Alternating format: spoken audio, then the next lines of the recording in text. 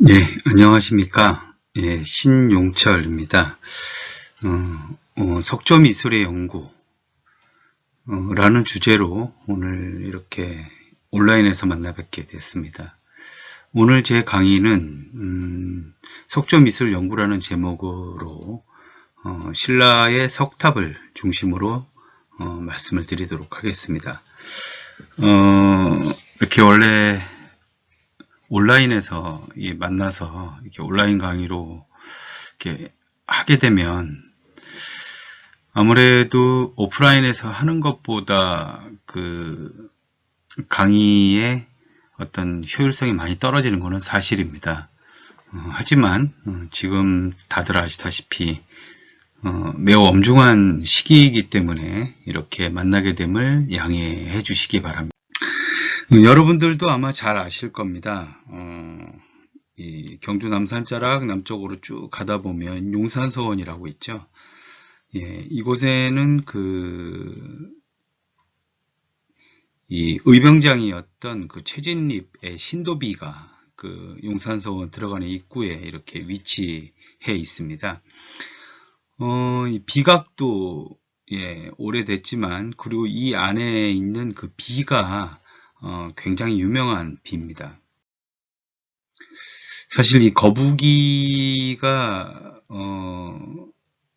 이게 조각이 너무 좋기 때문에 이게 아무래도 이제 최근에는 거의 아마 그렇게 보는 것 같습니다만은 신라 시대의 귀부에 이 조선 시대의 비석을 올린 이러한 양상이 아닌가라고 추정을 하고 있고 현재에 와서는 대부분 그렇게 보고 있습니다.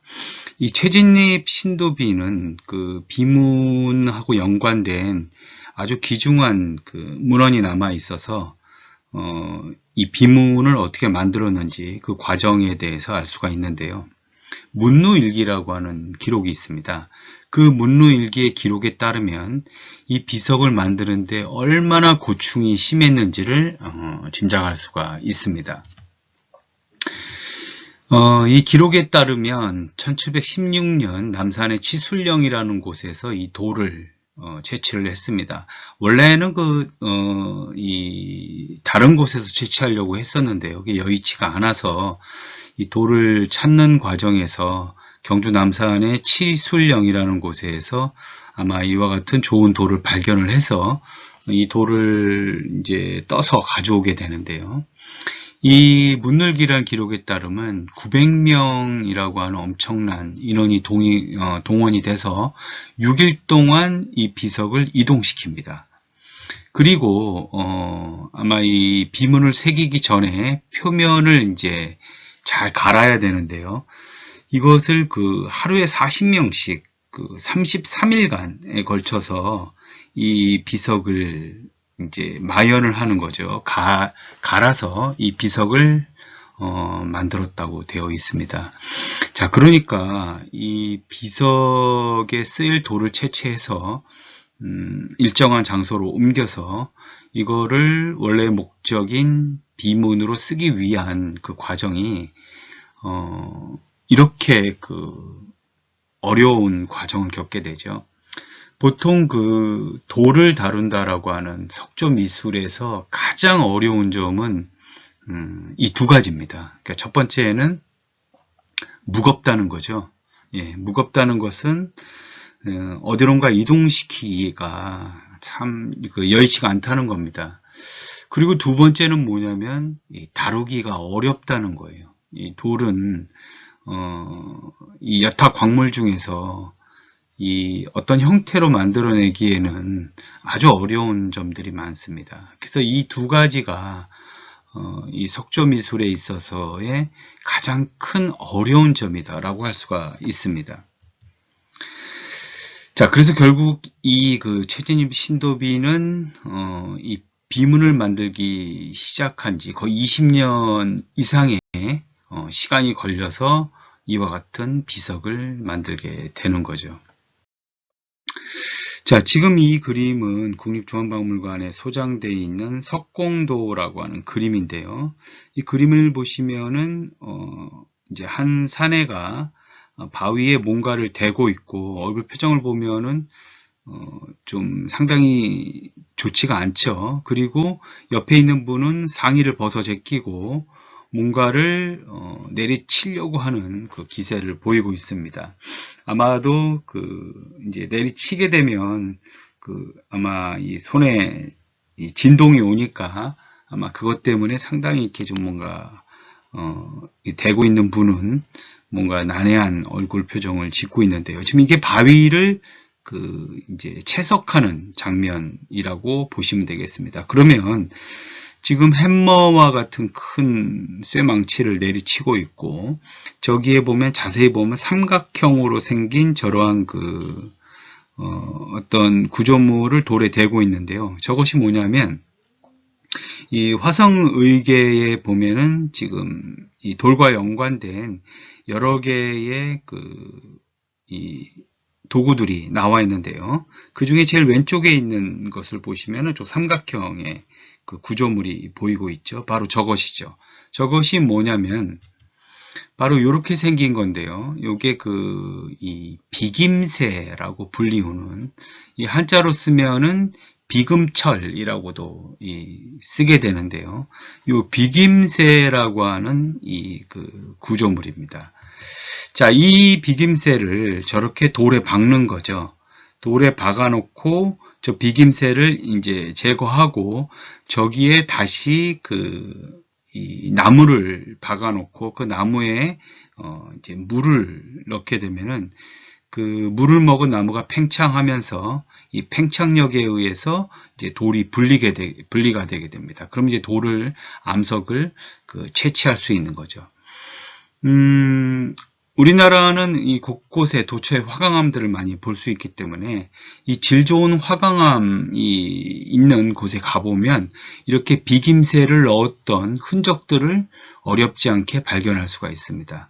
가령 예를 들어서 지금 이런 장면들인데요. 여기는 경주 남산의 어느 한 장소인데요. 지금 보시면은 비김새를 박았던 흔적이 이렇게 일렬로 쭉 새겨져 있는 것을 볼 수가 있습니다. 저기에 아마 이제 비김새를 박고 돌을 채취하기 위한 이제 그런 돌의 가공의 흔적이라고 보시면 되겠습니다. 자, 이렇게 해서 이제 큰 암석을 채취하게 되면 그 암석을 다듬어야 되겠죠. 다듬는 과정이 있습니다. 그 과정을 잠깐 살펴보면, 자, 먼저 이 혹두기 과정이라고 하는데, 여기 보면 쇠매라고 하는 날카로운 쇠 망치가 있습니다. 그 망치로 원석을 내리치게 되면 이제 모서리 부분이 이제 이렇게 깨지게 되는 거죠.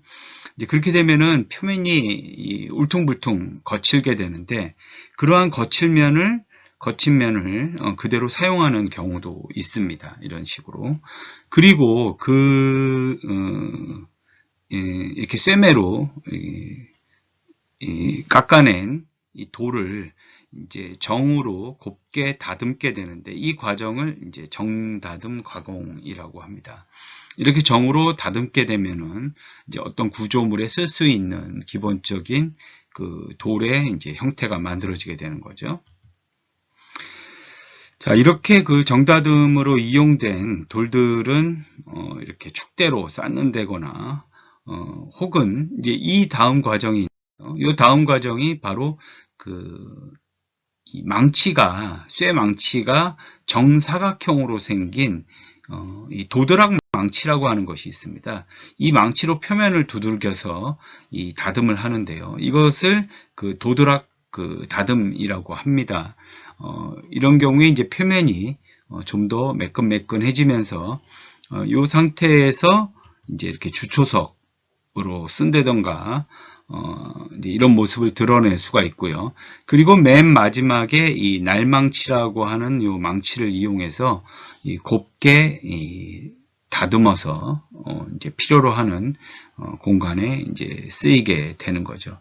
자, 이런 과정을 본다면 돌을 채취해서 이렇게 여러 차례 이 다듬을 통해서 만들게 되는데, 이런 그 다듬에 공통적으로 들어가는 것이 보시면 알겠지만 이 쇠입니다. 결국은 이 쇠가 없었다면은 이 돌은 절대 다듬을 수가 없고요. 돌로 어떠한 형상을 만들어내기도 어렵습니다. 그래서 이 석공들에게 이 석공의 자질, 그러니까 가장 중요한 자질을 물어봤을 때는 이 돌을 다듬거나 이 뭐 정을 치는 이런 기술보다도 가장 중요하게 여기는 것은 바로 그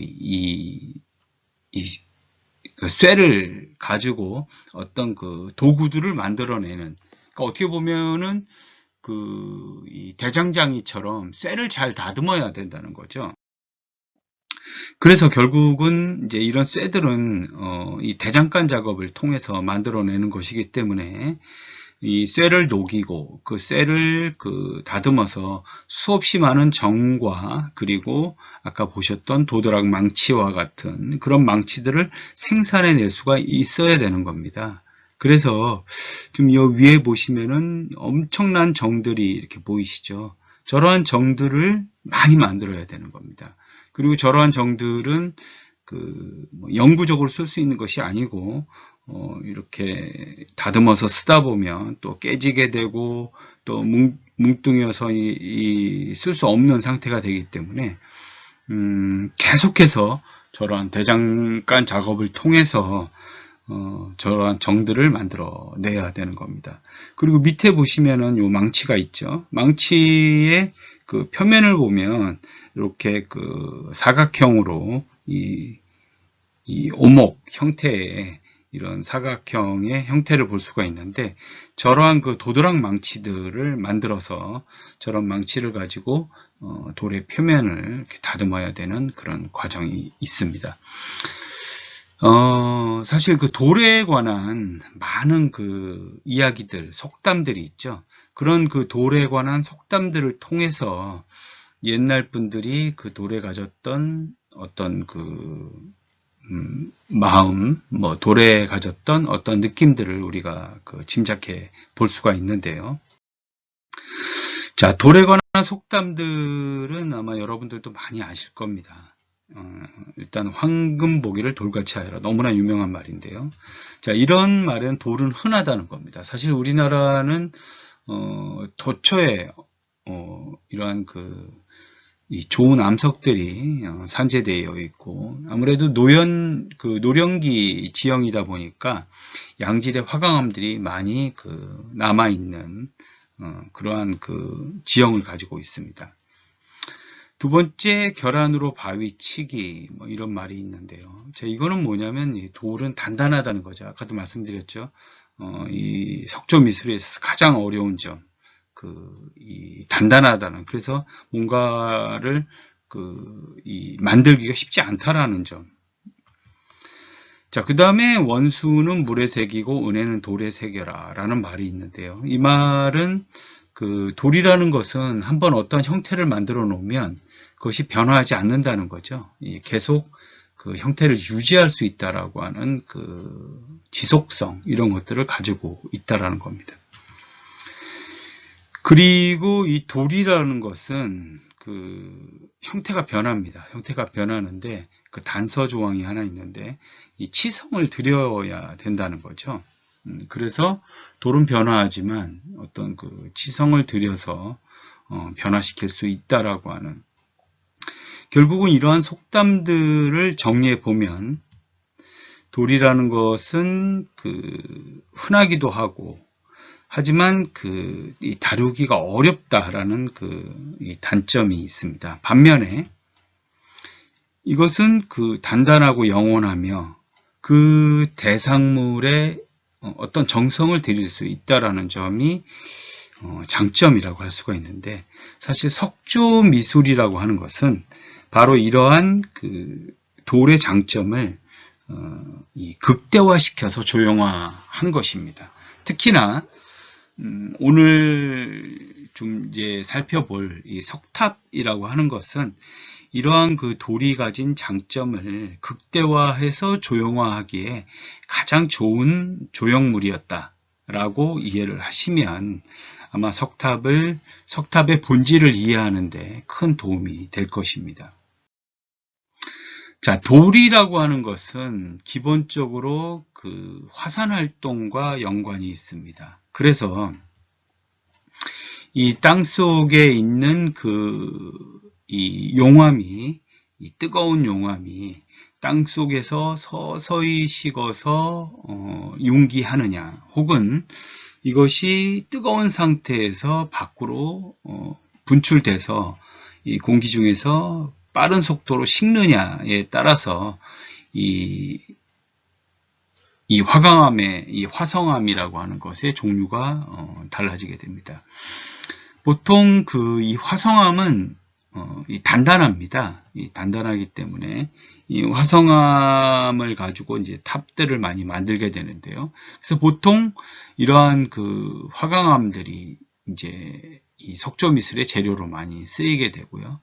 두 번째는 이 변성암이라고 하는 것이 있는데, 이것은 좀 매우 특이한 암석으로서 이 화성암 상태에서 지하에 있다가 한 번 더 외부의 충격, 그러니까 외부의 열을 받은 거죠. 그러면서 새로운 형태의 암석으로 바뀌게 되는 겁니다. 마치 도자기가 초벌구이를 한 도자기가 재벌구이를 통해서 좀 더 단단한 이 자지로화된 도자기로 변하는 것과 마찬가지로 한 번 더 열을 받게 되면은 이게 이제 변하게 되는데요. 그럴 경우에 이제 이것을 우리가 전파암 혹은 대리암이라고 하는 그 돌로 이해를 하시면 되겠습니다. 아무래도 밀도가 더 단단해지고 하다 보니까 무거워집니다. 그래서 이런 돌로는 좀 어떻게 보면 좀 공예적인 탑이라고 할까요? 이런 탑들을 이제 만들게 됩니다. 마지막으로 이제 이 돌 중에서 가장 무른 돌들, 이 퇴적암이라는 돌이 있는데요. 이 퇴적암은 이 자연 상태에서 알갱이들이 어느 한 공간에 이렇게 이 자연 활동에 의해서 모이게 되고, 이것이 응축됨으로써 이제 나중에 암석으로 바뀌는 건데요. 상태가 좀 이렇게 무른 상태죠. 예, 그래서 실제로 사람의 손톱으로 이 암석을 긁어봤을 때 이 암석의 결정체가 이렇게 긁어지기도 합니다. 이렇게 약한 암석으로도 이 탑을 만들기도 하는데요. 이제 이런 종류의 응해암이라든가 석회암, 이런 암석들이 여기에 속하죠. 그래서 이런 화성암을 우리가 보통 딱딱한 돌이라서 경암이라고 하고요. 그 다음에 변성암을 보통암으로 평가를 하고, 그리고 퇴적암은 가장 약한 암석이기 때문에 우리가 연암이라고 우리가 얘기를 합니다. 자, 이런 여러 암석들이 이제 이 석조미술의 재료로 활용이 되는 것입니다. 보통 이제 우리나라에 쓰인 이 석조미술의 재료들을 좀 이렇게 자세히 보게 되면 이 분황사 모존석탑인데요. 이 분황사 모존석탑에 쓰인 이 안산암은 이 경암의 하나로서 밀도가 아주 강합니다. 그리고 대체로 우리나라에 많이 쓰이는 이 화강암인데요. 이 화강암은 보통 우리가 이제 크게 이 좋은 양질의 화강암과 그 다음에 이제 좀 좋지 않은 약간 좀 이 저질의 화강암으로 구분을 하는데, 이 양질의 화강암은 이 암석의 구성 요소를 보면 요 까만색의 흑음모라든가 반짝반짝하는 석영이라든가 요 하얀색의 사장석들, 이 주로 이제 이 암석을 이루는 이제 구성 요소가 되는데, 특히 이 이산화규소, 이 하얀색의 이산화규소가 많이 포함되어 있는 이 화강암을 우리가 화강섬록암이라고 부르고 약간 밝은 색을 띠죠. 이러한 돌들을 우리가 양질의 화강암이라고 얘기를 합니다. 경주에는 이 일명 나원 백탑이라고 불리우는 나원이 5층 석탑이 이와 같은 이산화규소가 많이 함유된 이 석탑이고요. 반면에 흑음무와 석영과 사장석이 들어가 있지만 약간 이 누런색을 띠는 이 정장석이라고 하는 돌이 함유가 많게 되면 약간 어두운 그 색깔을 띠게 됩니다. 이러한 그 화강암을 우리가 알칼리 화강암이라고 하는데, 이런 암석으로 만든 탑이 이 장항리 5층 석탑이 되겠습니다. 대체로는 우리나라에는 이산화규소가 많이 포함된 저러한 양질의 화강암이 생산되는 곳이 두 곳 정도가 있습니다. 대표적인 곳이 하나는 경주 남산이 되고요. 또 하나는 전라도 익산이 되는데, 그래서 보통 우리가 양질의 화강암이 나오는 그 지역을 얘기할 때 두 장소, 즉 경주 남산과 그리고 이 전라도의 익산을 우리가 좋은 화강암이 채취되는 곳이다 라고 얘기를 합니다. 자, 이 그 불상들은 경주 기림사의 나안전에 있는 상들인데요. 이 간포 지역에서 나는 그 돌들, 특이한 돌들이 있습니다.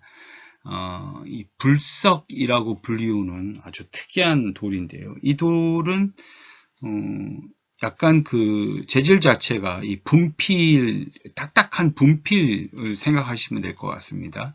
이 딱딱한 분필 형태의 하얀색의 이 옥돌인데요.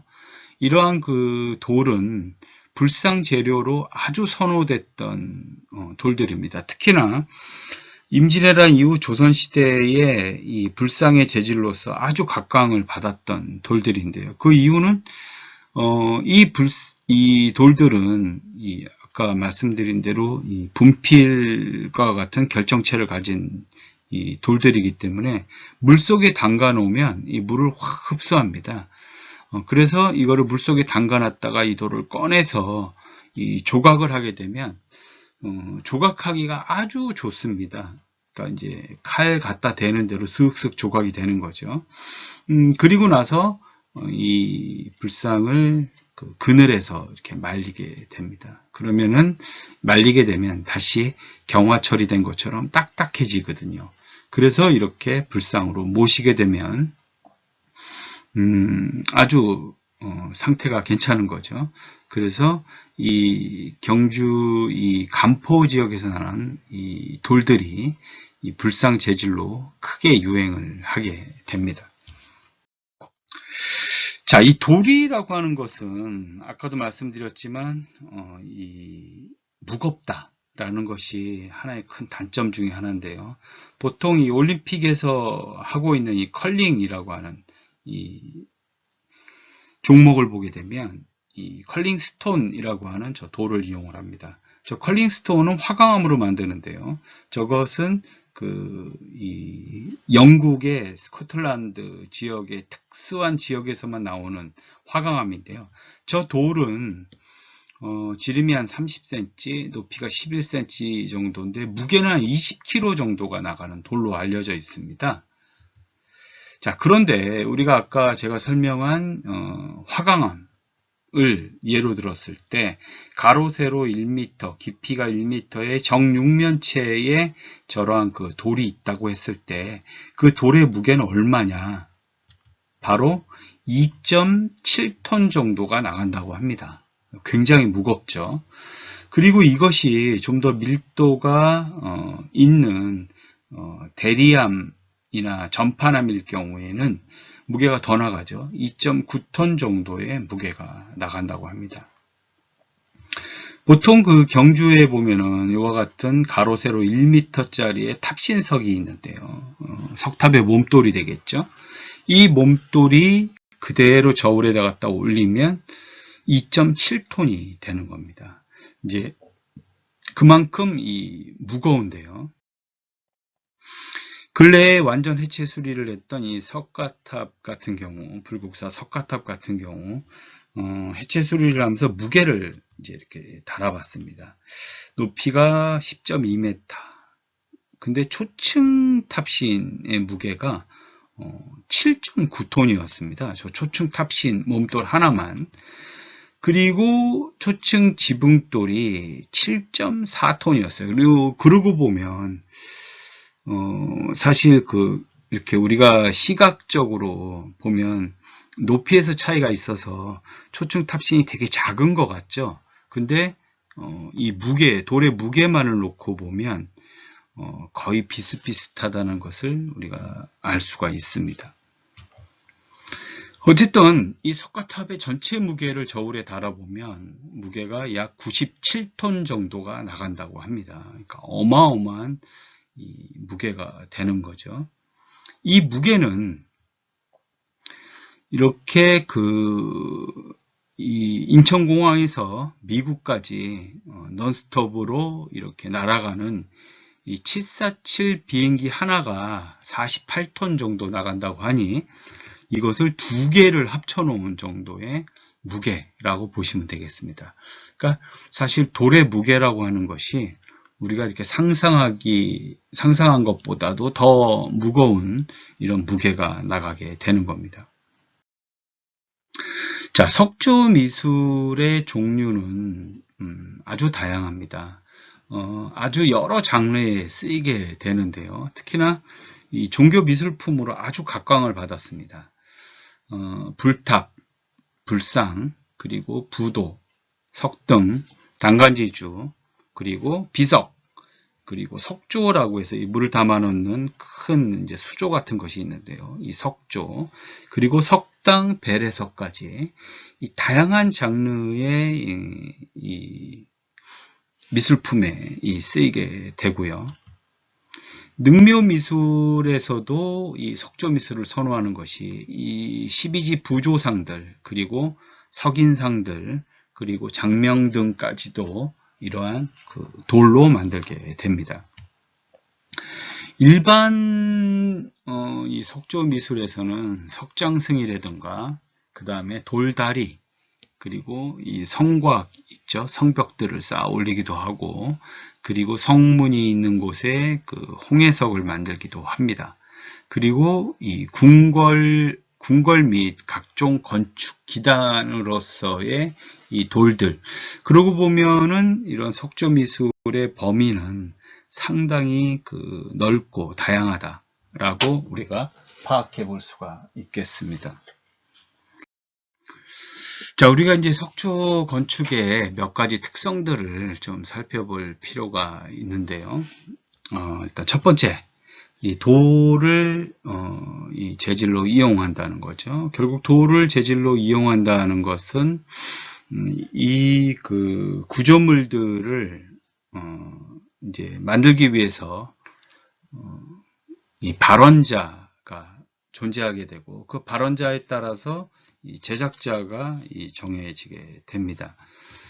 두 번째는 이 석조 미술이라고 하는 것은 이 구조물이기 때문에 어떤 공간을 점유하게 되죠. 결국 이 3차원의 세계라고 하는 것인데, 결국은 우리가 좀 간과하고 있는 것 중에 하나가 뭐냐면 이 석조 미술의 공예품, 이 방향성이 존재한다는 겁니다. 그래서 보통 우리가 석탑 같은 경우에도 남쪽을 남향으로 하고 있기 때문에 그 남쪽에만 문비를, 그러니까 문 모양이죠. 문비를 새겨 놓는다든지, 이렇게 아니면 사리장왕구를 봉안을 할 때에도 이 동서남북의 방향성에 따라서 사리장왕구를 봉안한다든지, 뭐 이런 내용들을 우리가 알 수가 있습니다. 그리고 또 하나의 특이한 점은 뭐냐면, 이러한 석조 미술품들은 다양한 형태를 가지게 되는데 이 똑같은 게 없습니다. 그러니까 이게 무슨 얘기냐면은, 설사 우리가 똑같은 쌍탑이라 할지라도 자세히 뜯어보면 두 개의 탑은 결코 똑같지가 않죠. 그래서 어떻게 보면은 똑같은 형태의 이 석조 미술품은 존재하지 않는다라고 해도 과언이 아닙니다. 그래서 이러한 다양한 형태를 통해서 우리가 유형을 분석할 수 있고, 그리고 그 유형을 통해서 지역성이라든가 혹은 장인 집단의 어떤 특성이라든가 이런 것들을 분류해낼 수가 있습니다. 그리고 어쨌든 이것이 예술품이기 때문에 장식성을 강조하려고 하죠. 그래서 세부 표현의 고찰이 가능하고요. 마지막으로 석탑 혹은 뭐 석등, 부도 같은 것들은 이 건축의 개념으로서의 어떤 개념이 성립이 되기 때문에 이 비례를 지니게 되고, 그 비례를 지닌다는 것은 결국 미감으로 이어지게 돼서 이 석조 미술의 발전에 어떤 하나의 큰 원동력이 되었다라고 볼 수가 있겠습니다. 자, 그러면 석조 미술의 그 발전 과정들을 먼저 살펴보겠습니다. 자, 이것은 이 고구려 지반 지역에 있는 장군총이라고 하는 고구려의 무덤입니다. 이 동양의 피라밋이라고도 불리우는 것인데요. 보시면은 이 돌들을, 큰 화강암들을, 이 장대석들을 다듬어서 이 계단식으로 쌓아 올렸습니다. 사실 이것만으로도 이 건축 기법 그리고 돌을 다루는 기술들이 참으로 대단했다라는 것을 볼 수가 있고, 그 주변으로 저렇게 12개의 거석들을 받쳐 놓았죠. 혹자들은 이 무덤을 이 광개토왕릉이라고 추정하기도 하고, 혹은 또 장수왕릉이라고도 추정하기도 하는데, 어쨌든 지금은 장군총이라는 이름으로 불리고 있습니다. 자, 이렇게 고구려의 석조 미술이 가장 먼저 발전한 것이 아닌가라고 생각이 됩니다. 특히나 이렇게 외관을 쌓아 올리는 이런 석조 미술뿐만이 아니라, 여기는 이 평양 인근에 있는 그 안악 삼호분이라고 하는 곳인데요. 동수묘라고도 불리우는 아주 큰 무덤 중에 하나인데, 겉에서 보면 이렇게 그 흙으로 쌓아 올린 토축묘 같지만, 내부로 들어가 보면 놀랍게도 이렇게 그 돌과 돌을 다듬어서 쌓아 올린 아주 정교한 형태의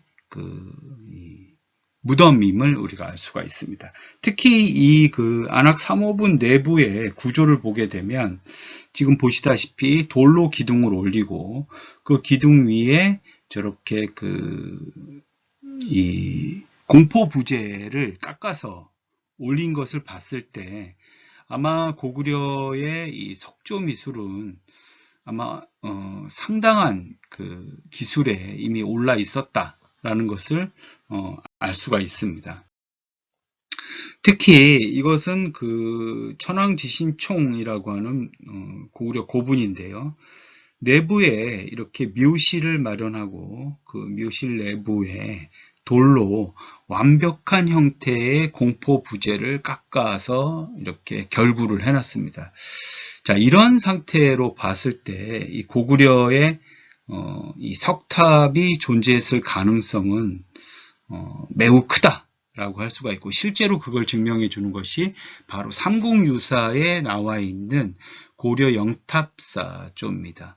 이 영탑사조에 보면 고구려의 영탑사라는 곳에 이 팔각 7층의 석탑이 존재해 있었다라는 것을 이야기해 주고 있습니다. 그래서 아마 이와 같은 고구려의 선진, 돌을 다듬을 수 있는 이 선진 기술들이 아마 백제 쪽에 영향을 주었을 가능성이 높습니다. 우리가 현재 남아있는 가장 오래된 석탑은 백제 지역에 이렇게 남아 있습니다만은, 이 백제 지역의 소위 결구식 석탑의 원형, 그러니까 그 시원점은 이 고구려에 있었던 것이 아닌가 싶습니다. 자, 우리나라에는 다양한 형태의 이러한 석탑들이 존재를 하고 있습니다. 자, 이러한 그 석탑들은 그 불격에 따라서 혹은 그 지역에 따라서 이 다양한 형태가 남아 있는데요. 자, 이러한 형태들의 시작이 바로 이제 지금 현재 남아 있는 실물로는 이 백제에서 시작이 되고 있습니다.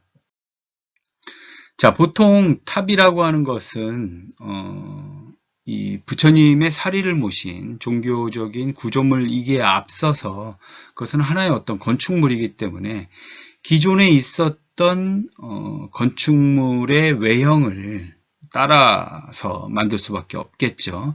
그래서 보통 이러한 목조 건축물은 기단부와 그 다음에 지붕, 맨 위쪽에 지붕이 있고 그 지붕과 기단부 사이에 바로 벽체부가 형성이 되어 있습니다. 그리고 그 벽체와 지붕 사이에는 이 지붕의 무게를 기둥으로 전달해 주기 위한 공포라고 하는 부재가 이렇게 있습니다. 이 부재의 형태가 바로 그 석탑으로 오게 된 것이죠. 자, 그래서 석탑도 똑같이 기단부와 몸돌부라고 하는 이 탑신부가 있고, 그리고 탑만이 가져야 할 구조 중에 하나인 이와 같은 상륜부가 존재해 있습니다. 자, 우리나라의 석탑사, 현재 남아있는 석탑을 통한 석탑사는 이 두 가지 측면에서 그 출발점을 살펴볼 수가 있는데요.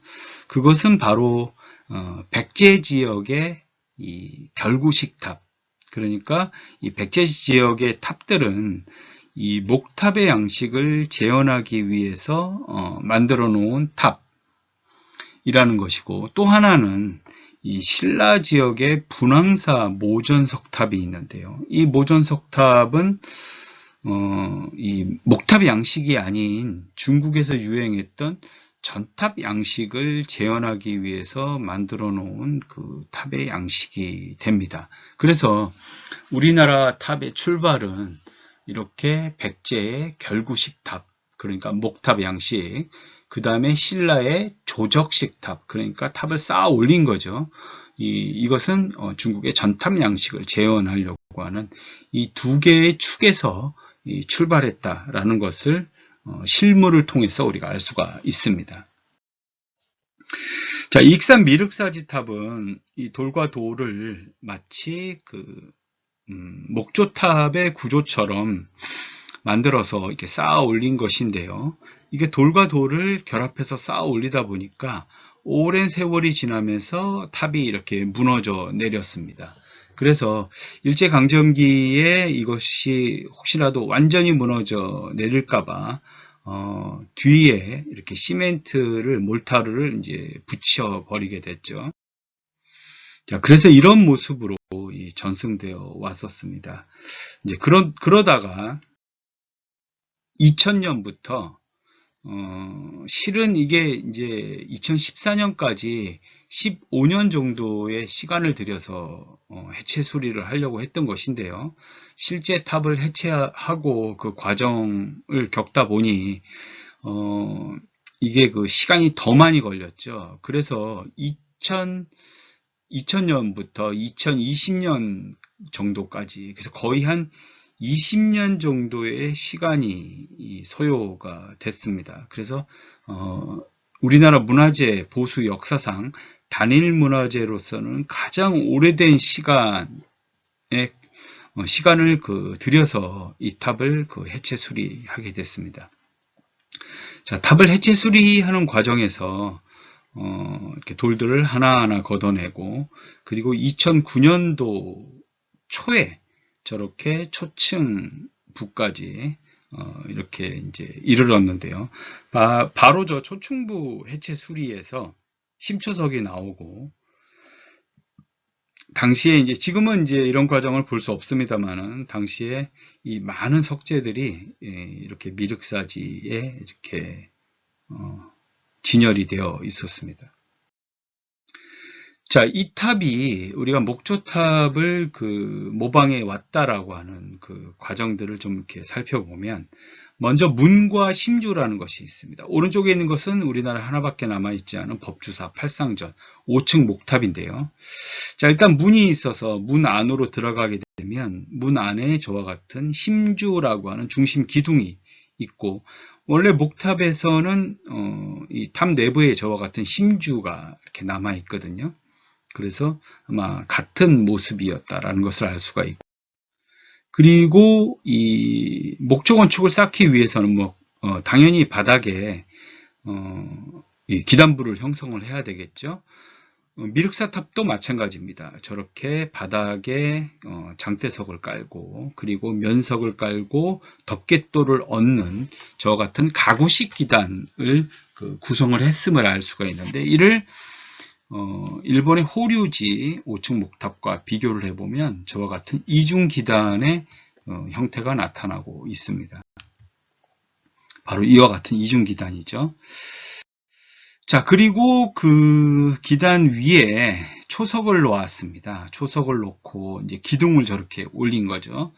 익산 미륵사지탑은 기둥의 형태가 사각 기둥인데, 원주가 아닌 사각 기둥인데, 위가 좁고 아래로 내려올수록 넓어지는 소위 말하는 엔타시스 기법이 쓰이고 있습니다. 자, 그리고 그 기둥 위에 이 장방과 평방이라고 하는 부재를 놓고, 그리고 옥계석 밑으로는 3단의 층급받침을 놓았습니다. 저런 층급받침은 목조 건축의 공포 부재를 간략화해 놓은 형태로 알려져 있는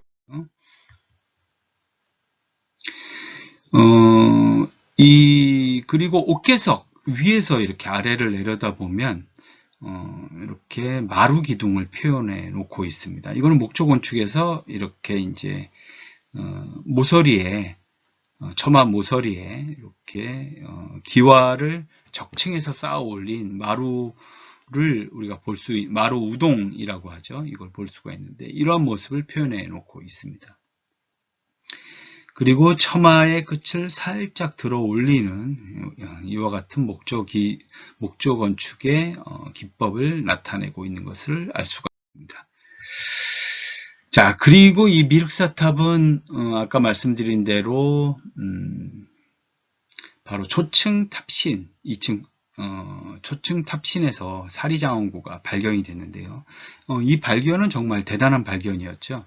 그래서 미륵사지탑의 어떤 그 많은 역사적인 사실을 당대의 기록으로서 알 수 있게 되었습니다. 이 초층에 있었던 우리 사리장엄구를 모셨던 심초석 내부에 이렇게 사리기가 봉안되어 있습니다. 거기서 발견된 사리병입니다.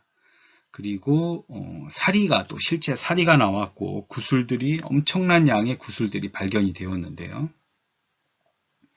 자, 이걸 도면으로 놓고 보면 이 3중 구조였습니다. 근데 이제 제일 안에 유리사리병이 있었는데, 이게 아마 유리사리병이 오랜 세월을 지나다 보니까 이제 깨져 있는 상태로 발견이 됐고요. 실제로는 이제 이 외측과 내측에 이 두 개의 병처럼 이렇게 발견이 됐습니다만은, 이렇게 꼭지가 있는 유리사리병이 하나가 더 있었고, 거기에 저렇게 사리 한과가 들어 있었던 겁니다. 이 쌀알 같은 게 보이시죠? 그러니까 아마 저렇게 거대한 탑을 만들기 위해서 이렇게 쌀알 같은 이 사리 하나가 이제 필요했던 겁니다. 여기서 발견된 사리 봉영기, 이 순금으로 만들어진 것인데요. 여기 기록에 따르면 이 8곡의 사리를 남겨 8마리입니다. 8마리의 사리를 남겼다라고 하는 이 경전의 내용을 그대로 표현해 놓고 있는데, 그래서 그 사리 주변을 7번 요작, 그러니까 탑돌이를 7번 한다는 거죠. 그래서 이 사리를 모신 사람이 백제 왕후 사택 적덕의 따님이었고, 이곳의 사리를 모신 시기가 바로 639년 이라고 하는 절대연을 우리가 시기를 알게 되었습니다. 그래서 결국은 이 미륵사탑의 제작 시기를 이제 파악할 수가 있었는데요. 자, 이 미륵사탑이 오랜 기간 이렇게 쓰러져 있으면서 이 탑을 그 해체 수리를 할 때 이제 복원을 해야 되겠죠. 이 복원할 때 두 개 안이 제시가 됐는데요. 첫 번째 안은 6층까지 남아 있었던 거니까 6층까지만 만들자. 하나는 이게 원래 9층이었으니까 9층까지 다 하자.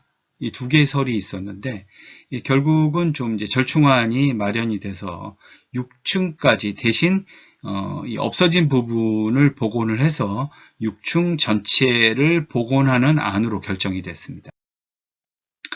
자, 그래서 열심히 복원을 해서 결국은 이제 이런 모습으로 복원을 했는데 없어진 부분에 시멘트를 다 띄어냈기 때문에 시멘트 부분에는 저렇게 돌을 적층해서 쌓아 올리는 형식으로 복원을 하게 되었습니다. 그래서 옛날 모습과 지금 복원된 모습을 이렇게 비교를 해보면 어떻습니까? 좀 옛날 모습과 비교를 해본 건데요.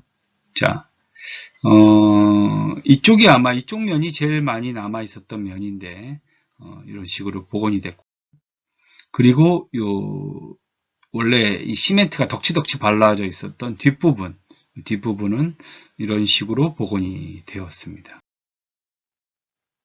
저쪽에 9층 탑으로 복원된 것이 있는데 사실 저거에 사람들이 많이 이제 현혹이 되는데요.